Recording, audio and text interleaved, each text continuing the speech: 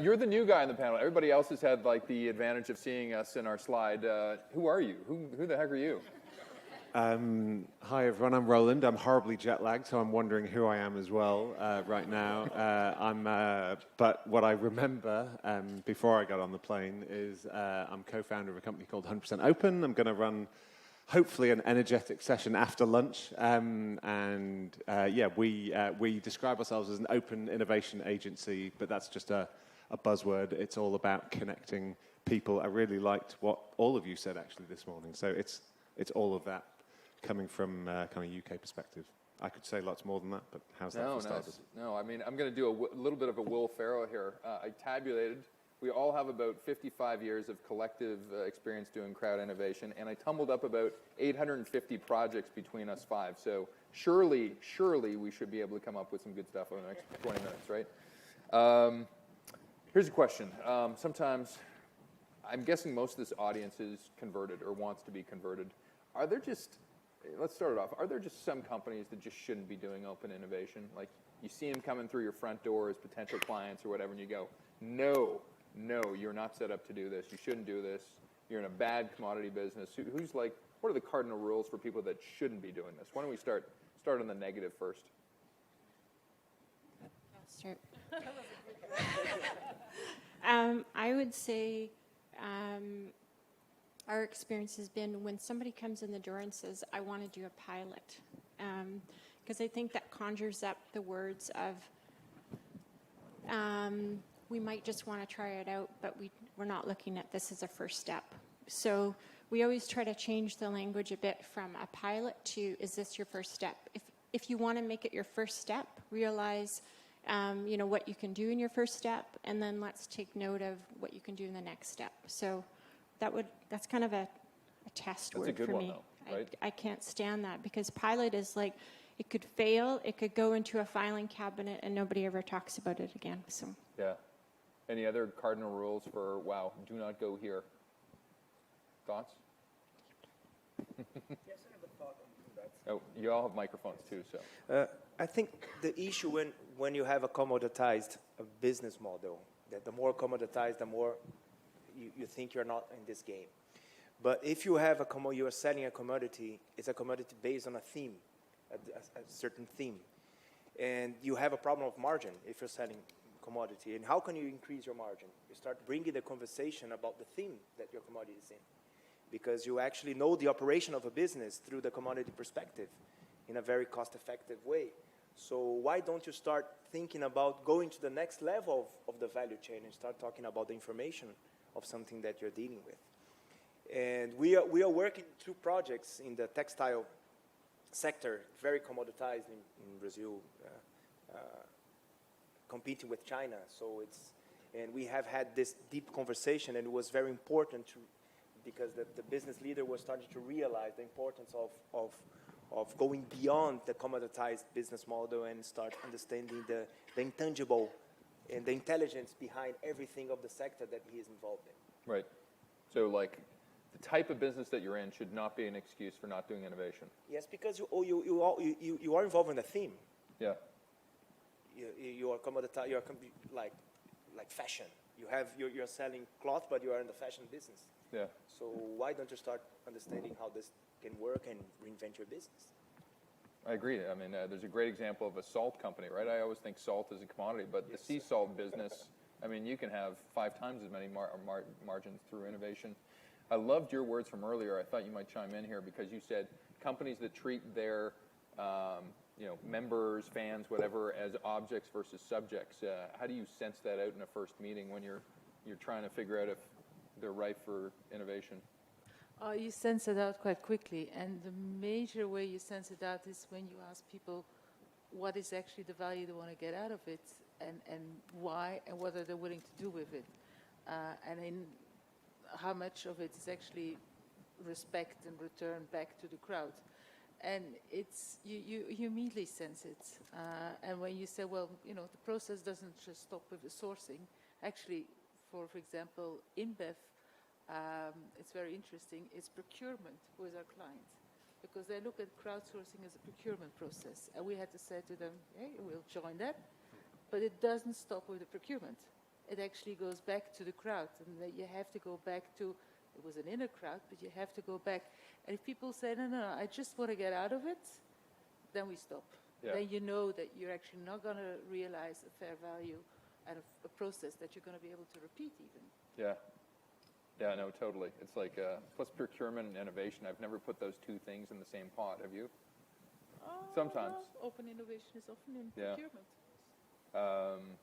Actually, I'll jump straight to this question. All of you, maybe Roland, you can chime on this. Which person in a company, we are talking about corporate innovation, should own innovation? Because sometimes it falls within this battlefield where nobody's really in charge, but everybody wants to be in charge. Who should it fall to? Well, it definitely shouldn't be the two people called the innovation team, and then because that's a And their intern. That's a surefire way to redundancy and unemployment in a short space of time. I think it needs to be everyone's job is the obvious kind of answer to that, which is a hard thing to embed within an organization. But I think if you are, most of the people we work with are sort of called innovation managers or innovation directors, those sorts of job titles. I think I sometimes jokingly describe it as a vocation rather than a career choice. It's kind of the last place where the insatiably curious end up who don't fit other boxes within an organization. And I think where it works well is where those people, they hold the toolkit or the tools or the processes for the rest of the organization. So they empower others to be creative and innovative themselves rather than taking responsibility for all that innovation themselves. So it needs to be highly distributed both inside and outside of the organization. I could say lots more, but that's my first. Any other contrasting thoughts or similar thoughts to who owns it? Again, one of those kind of litmus tests that we've done in the past is innovation has to be in marketing. So again, there has to be a commitment to doing something with it.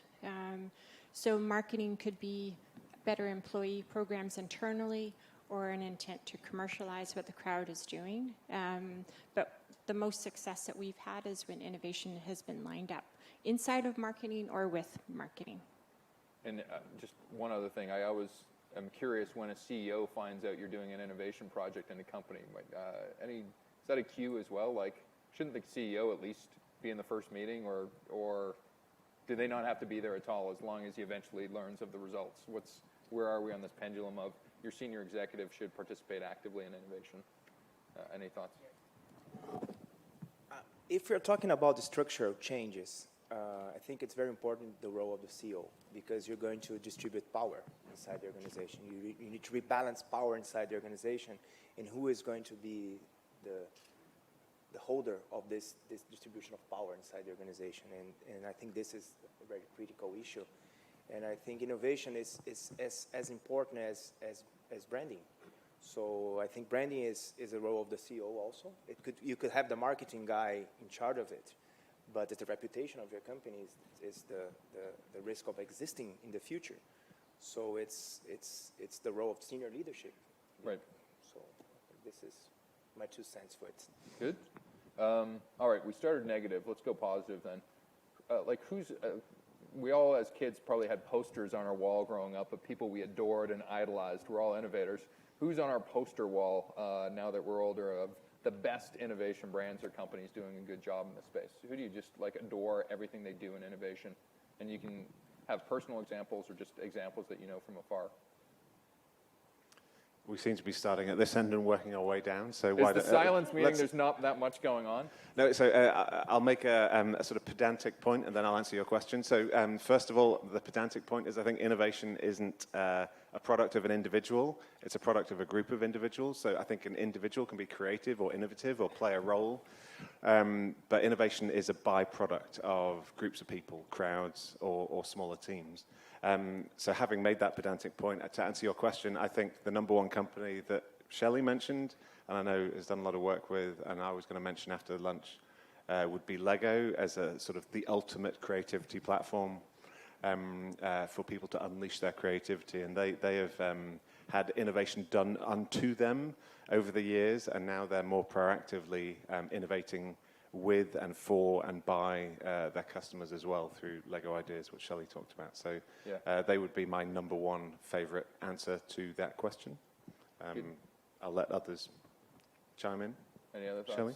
I never thought about, but the brand that comes to my mind is Bob Marley. Bob Marley. The personal brand. Yes, Yeah. it's as He's purpose. dead, eh? Yes, but his purpose is still there, and the big market is coming. Yeah? No? Okay, interesting. I'm sure he So- didn't have a head of innovation either. Yes, he was the innovator. He was the innovator, yeah. He was the CEO. Any other thoughts? Big innovation? I talked about Yvon Chouinard earlier. For me, he would be one of my personal heroes as well as kind of a corporate hero in the way that he's really innovated his business, the way people work. So the culture he's built with his employees. He wrote a great book called, Let My People Surf. It's the best management book I've ever read. The way he is completely transparent about his supply chain and his sustainability goals. So he says, this is where we're at today, this is where we want to go. He just opens up the book. And then this whole concept of buying less. So he's almost anti-marketing, but in a very beneficial way. So I just think he looks across his business and goes, let's innovate how we're doing all of these things. And they're a top performer. So. Yeah. Any thoughts come to mind? Yeah, and actually, for me, I had to think a bit about that. And I think what is influencing what I admire most is all this business model innovation that's happening. And there's this Austrian guy who made these very neat, simple business models, Osterwalder, which is like suddenly out of one page you can understand a business model of a company and the innovation out of it. And that, I think, is one of the biggest changes at the moment, that quite a lot of companies are able to think this through on one page. Yeah, and it's visual, it's one. So, and you see that's being used a lot. So for me, that is a trigger. And then the other trigger I'm very influenced by at the moment is thinking through, there's this book, Exponential Organizations, where suddenly you just realize that, and again it's related to this business model, that all these new organizations like the Airbnb and things like that, they do away with assets, with liabilities, with tasks, with marketing, with innovation, and suddenly you realize that on this whole business model there are different like Lego blocks that actually can be in the crowd. And that's, for me, is the biggest innovation I'm influenced by, or I'm thinking of, and I feel has most impact. Yeah, I mean, you mentioned crowd there. We're going to open this up to the crowd in a minute to get some questions, but I can argue either one of these. I'm curious where you guys are. What is the biggest challenge in doing innovation? Is it internal? And I just read an article saying, why does my internal social network suck? Like, no one's on these things, no one's contributing. So is it the bigger challenge internal or external in terms of getting innovation? And I know both are important, and as we've talked about this morning, both aren't being done very well. But if you had to pick a side, which is really vexing in terms of getting innovation moving in a company? I can get it. I think it's mainly internal. It's the ego stuff. Yeah. It's an ego challenge. So, and egos is something really difficult to manage. And I think it's external because this is also a challenge for humanity. So how can you let it go? How can you really be a leader and understand that it's not, you don't have the role. Let it go. How can you bring people? How can you become it's not about you, it's about us. So I think this is the big challenge. And the end of the game, I think mainly is internalizing people's behavior. And on the external side is we still value too much the egocentric approach as organizations. We still have a too much more masculine approach on our society, and these are some of the challenges that are not allowing innovation to come in a way that it's just possible. It's almost like an HR culture management thing as much as anything, right? Like, it's interesting how you put, some of you mentioned marketers should be in charge, and yet sometimes I think marketers are some of the worst human resources people in terms of just understanding what's going on inside their own company. Other thoughts, internal, external? I actually don't think it's internal or external. I think one of the ingredients for successful crowdsourcing is the facilitation of affinity across that crowd. So why are we joining together to do something? And what is that affinity? So again, if we go back to the Lego example, we're all Lego fans. We're working together to contribute to Lego. When you look at so many employee programs, and I think they get cast into a bucket of it doesn't work, it's because it's a crowd. It doesn't have an identity. It doesn't have a purpose. What is the affinity across that crowd? What are you trying to drive towards? So many of the internal social networks are empty because there's nothing to do. There is no purpose. And that's where more focused crowdsourcing programs really get to, kind of the crux of it. So I don't think it's internal or external. I think we don't have as much successful experience going internal than we do external. And I think there's different reasons why. Yeah.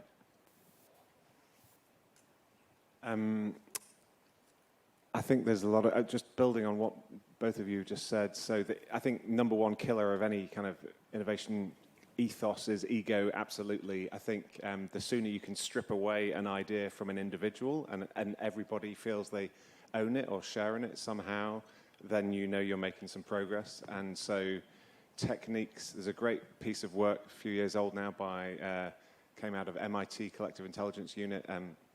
My business partner blogged about it just the other day, said the 3 essences of successful kind of crowds are down to, let me see if I get this right, independence of contribution, so everybody contributes evenly. So I liked your anonymity kind of point you made in your talk, Joanne.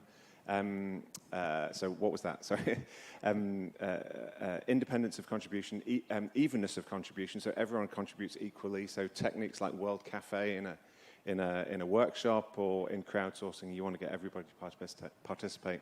And then the third thing, which is interesting and touches upon, I think, Reinaldo, you were talking about the sort of feminine, but the percentage of women in the community seems to have a markedly, and especially in an innovation kind of initiative, seems to have a marked beneficial impact on the kind of productivity of that community and that crowd. And I'm not entirely sure why that is. I think certainly within a company, there's lots of interesting statistics that I've seen some research done about email communication within a corporation, and women are much more likely to communicate across the hierarchy than within kind of hierarchy lines. So being able to, and maybe a bit of anonymity helps as well here, but not for too long, I would suggest, is to break down the organizational hierarchy. I think fear of failing in front of your boss or your colleagues or whatever it might be, you need to overcome that. You need to create opportunities for people to contribute. And the final thing I'll say is the one attribute that all innovative organizations have, in my experience, is they have lots and lots of ideas,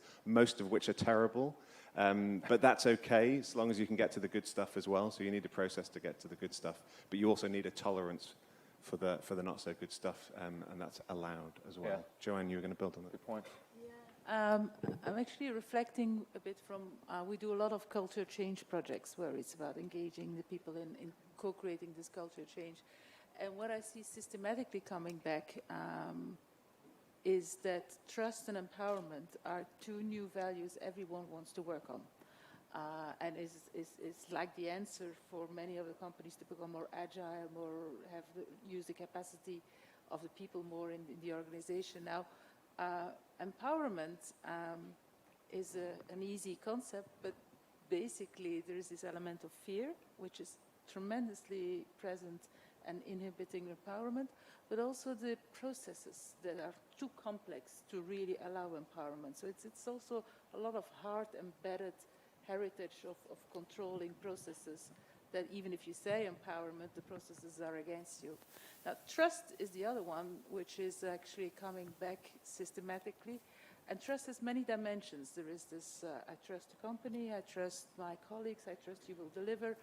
And I recently got into a definition of trust, which really helped me to see it is true, that trust is the expectancy of a give and return over time. So it's expecting fairness over time somehow is the basis for trust. And you see that at the moment it's to do with fear, but it's also to do with this recognition and with give and take. And I see a lot that these are the two levers people are working on in companies, that are currently the inhibitors to transform or innovate. So. Man, the more I hear it, the more I think it's like this soft art. It's like finding love, right? Everybody wants to find it. They don't know how to get it, right? With that in mind, why don't we open it up to the crowd? I'm sure you've had 20 minutes to savor over a few questions. The man in blue in front here. Nobody spoke about how to deal with governments, about government and innovation, because they rule our world. They would like to break things or change things. And I'm from Europe. I mean, nothing is happening there. Do you have better experiences than we? You're from Belgium, too. You've got 3 governments to answer to at any one point in time. 5. Right? 5, all right. So this man knows. Somebody help him out. So I'm from Europe too, so I share your pain. But I think Britain likes to think of itself as a bit of an exception. But I was just going to pick up, somebody mentioned earlier a question from Colombia. So we've done a lot of work in Colombia. Oh, hi. You've moved. I'll catch up with you later. So we've done a lot of work recently in the last 18 months in Colombia. I've been incredibly impressed with the vision and ambition of the Colombian government, an organization called Impulsa, connecting large and small companies within the country, but also globally. And so there's a lot, I think, we can learn in Europe. I'm also excited to be here in Singapore to learn how things happen here. I believe there's kind of strong government support for innovation here, which I'm interested to learn a bit more about over the next few days. So I think, but ultimately, what's changed? I'm slightly annoyed, Reinaldo, because your slide, the network chart, I was going to use that as well in my talk. Maybe I still will, but we now live in this totally connected planet. I think we still haven't quite grasped that yet, organizationally and mentally. And so ultimately, we want to get the best ideas, the best people, the best technology anywhere in the world. And I think governments can play a role to connect people, to connect organizations. But I think they have a long, long way to go. But they will be disrupted. They were on your list of disrupted sectors, Sean. So it's happening, it's coming, but it's slow and it's frustrating, especially in Europe, I think. We are in a very big political crisis nowadays, but I can share with you one experience that didn't come along because the government was not willing to. The government is paying a lot of people, paying a lot of money for people to do nothing. And why don't you convert this amount of money and start putting people to think about the country and the issues, and ask people to start being a protagonist of the change in the country. And sometimes this is really, really subversive. And it's challenging for governments to take this role. And we got to a point that was they start saying this is too risky. It's going to be too open, and I prefer to give the money and they don't tell anything. And so I think this is a huge, huge, huge opportunity. Start transforming every citizen of the world as to be paid to become a knowledge worker for governments. And I think governments are very important as the first layer of the entrepreneurship, and to become the fomenters of this type of society. I can't agree more, but I've been working with EPI on European Union, and we see all the money is spent for absolutely nothing. Shouldn't we go on an aggressive way to fight, not to fight, but really to hit them hard in a disruptive way? I mean, shouldn't we do something real? I mean, do something, not talk, doing things? Can't we come up with an idea to confront them? I think you're being confronted by your audience here. No. How do we rise up against these evil governments, people? No, I saw your Oxfam slide, right? We have to do something, right? I think sometimes with government, though, I don't know if you agree, sometimes innovation comes up in really interesting places in government. And we were talking about Estonia and how it's probably the leading federal government around the world in terms of doing digital and innovation. And who would have thought Estonia, right? So anyway. So I want to stay on the same theme because this is something I've worked with for many years, and it's, for me, you were talking about it earlier in the process of failure. Is failure allowed? And how do there are certain governments where failure is more readily allowed. I think that's what's made the United States and Silicon Valley so successful, is you can have a startup, you can fail, and then you can get money again. That's harder to do in other parts of the world. If I were to fail once, that's my only chance. And so that's the shift for me, is how do we help the societies that we live in to actually make that mental shift so that it's okay to fail. It's okay to fail and try again, and actually to teach our children that. I think there's an educational element to it, but then there's a kind of a pushing, and we need some breakthroughs. You know, Shelley, you were talking about the breakouts. That will happen.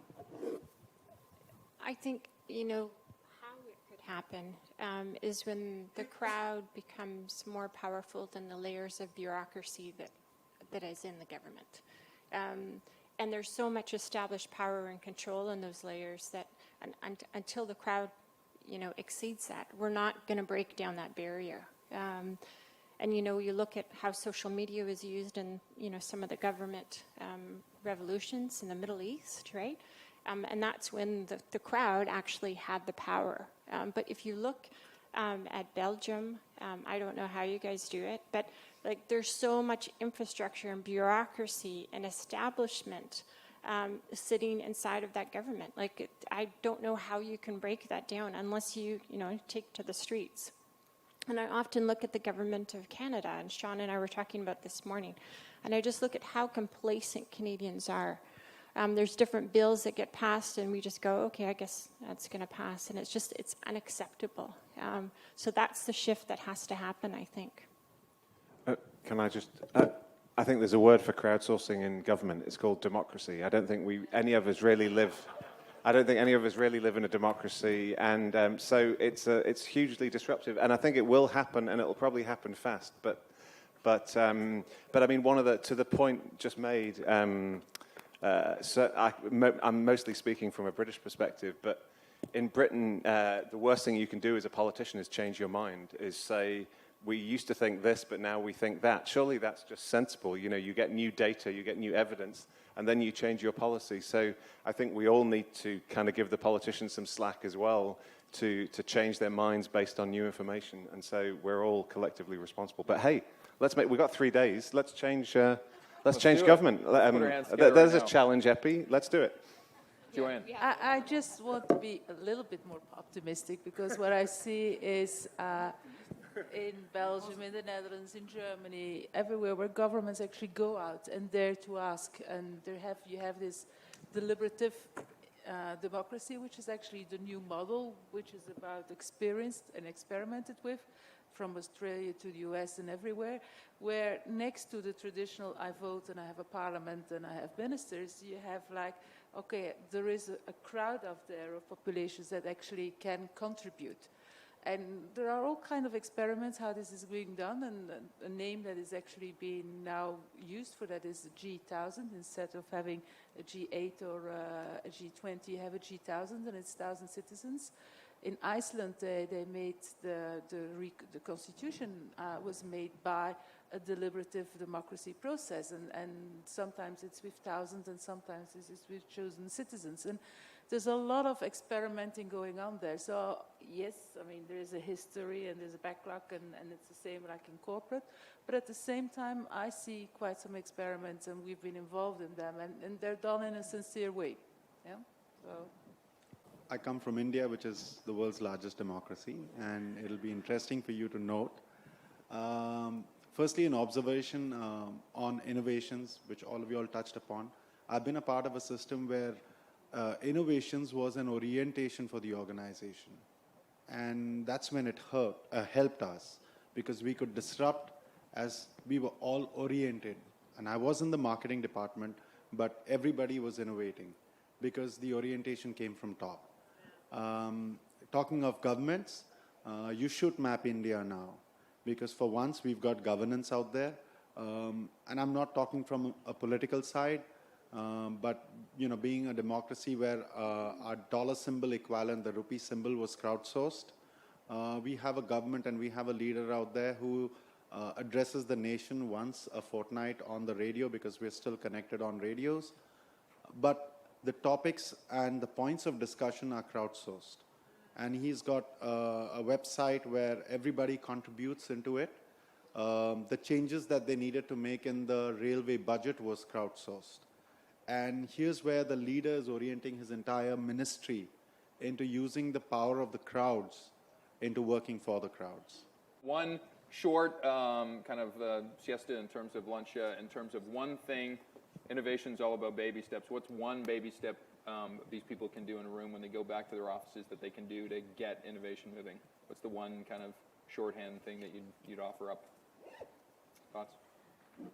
Ask for help. Don't be too afraid to share a problem that you're working on. It's amazing. People want to be generous, so we should learn to ask for help more. Nice, good one. Shelley? I would say tell stories, and bring those stories back into your organization. It's just more powerful and inspiring when you can hear a story of what another organization has done. So I would say tell stories. Nice. Joanne? I would say trust the crowd. Trust, from my experience with citizens and with employees, trust of the goodness of the crowds. They care if you respect them. Yep. And you ask the right questions. I think critical is invest some time in being more, understanding what's your real culture, what your organization is all about, and forget of doing less. Try to be more and do less, because I think this is what is lacking in terms of respect of the organizations all over the world. They are doing a lot and they are being less, and we don't know who to trust anymore. And I think it's my tip for innovation. Wonderful. Good thoughts, everybody. You guys are here all day today. If they want to talk to you, you're here. You're presenting this afternoon, so we'll see more of you.